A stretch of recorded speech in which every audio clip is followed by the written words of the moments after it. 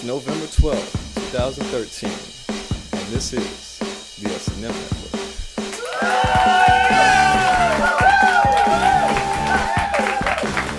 Well, hello and welcome to the SNM Network. I'm Colin Cosell, and I'm sorry I missed you last week, but I was in Toronto visiting a friend. Fucking, I'm gonna fight you. Rob Ford joke. Anyway, our top story this week is the ongoing clusterfuck known as Obamacare. Except when we're angry about it, which is when we call it by its full name, Affordable Care Act. For example, Affordable Care Act, you get down here this instant and stop making the president lie for you. See, Republicans, we do make fun of them. On the flip side, however, as LGOP so eloquently puts it, if Republicans had to apologize for all the lies they tell about Obamacare, Ted Cruz would have an actual reason to talk for 21 hours. And if conservatives were James Franco, with an apologetic conscience pinning them down like a giant boulder, they'd talk for 127 hours. Movie reference, we remember. And they'd have to drink their own GOP for sustenance. That might also help with Marco Rubio's dry mouth. Maybe he's kinky and likes it. I don't know. Ew. Continuing in politics, election 2013 happened this past Tuesday, or as we call it, wait, wasn't election year last year? We're so uninformed. Paul Lander begins our coverage in New Jersey, where a small planet launched his 2016 presidential campaign into orbit, noting, "Nice speech from Chris Christie. Can't wait to hear it all repeated by Rand Paul." Way to stick the landing there, Paul Lander. Is this what your name does? I'm sorry. But Chris Christie has repetition built into his name, whereas Ich bin and Rand Paul only repeats mistakes. Like his most recent one, challenging Rachel Maddow to a duel. That actually happened. The news is funnier than our own scripts. Moving on to squeaky coital entertainment news, believers across the world punched their stuffed animals in anger over reports that international terrorist Justin Bieber got freaky with a Brazilian butt buddy. Oh, yeah. We presume it was named Selena Gonads. Oh. We could have gone with a Thailand joke, and that one was actually worse. Anyway, for more, we turn to Twitter's Aaron Fullerton, who writes, "So Bieber visited a brothel, and now I can't stop picturing him flashing a Canadian 100 and saying, 'I'd like some of your best sex, please.'" Naturally, we Googled a Canadian $100 bill, and it turns out it's a picture of former Prime Minister Sir Robert Borden and a thought bubble next to him saying, "I'd like some of your best sex, please."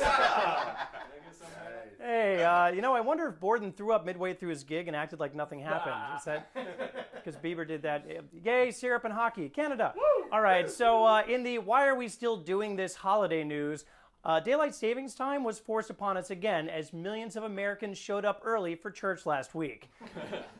See, fucking farmers.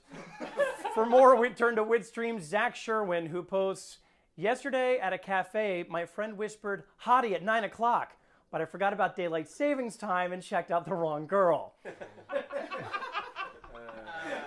That was my favorite tweet. Fuck you all.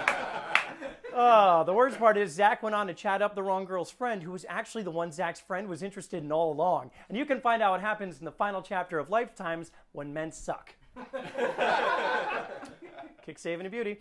In other news, Blockbuster Video finally realized it was way past due and is closing its doors for good. This prompted Netflix to say, "What are doors?" Because, we're all male and internet-based, and ha ha ha ha ha, we're the kings. Oh, sorry. While VCRs across the country blinked 12 o'clock in honor of Blockbuster, with a more proper way to handle the loss is Ruth A. Buzzy. This is one of my favorites too, man. I'm losing you guys. Ruth A. Buzzy tweeted, "In respect for the passing of Blockbuster, do not send flowers tonight. Just watch a movie of your third or fourth choice."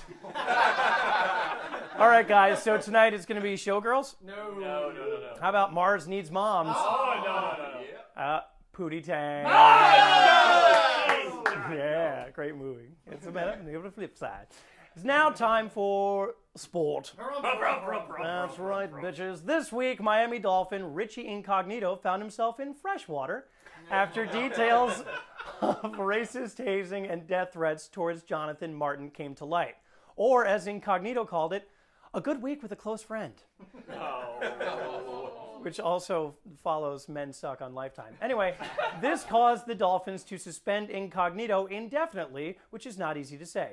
And it also surprised Witstream's Steve Schneider, who wrote, "Who could have possibly imagined that a head-bashing, tribal-tattooed, steroidal gladiator would behave in a hateful manner?"